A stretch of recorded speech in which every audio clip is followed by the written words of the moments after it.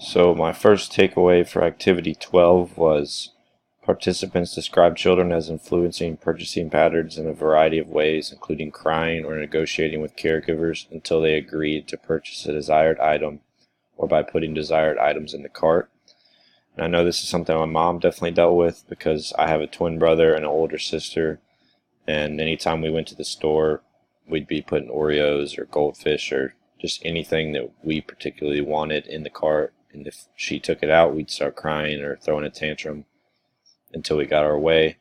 So I know this is something that my mom definitely dealt with as we were growing up, and it's something that a lot of parents probably deal with. So my mom just ended up stopped taking us to the store because we were just too much of a problem. The second takeaway is one of the test subjects said the chips, the cereal, everything that grab a kid's eyes, move it somewhere else instead of the front door. The fruits and the vegetables, that's cool because I want them to grab that. And this is a mother of 4 children, ages 3 to 7 years old. And this is definitely something I notice in stores. You walk in and there's Mountain Dew and Doritos and anything unhealthy that a kid would want just sitting there right in the front.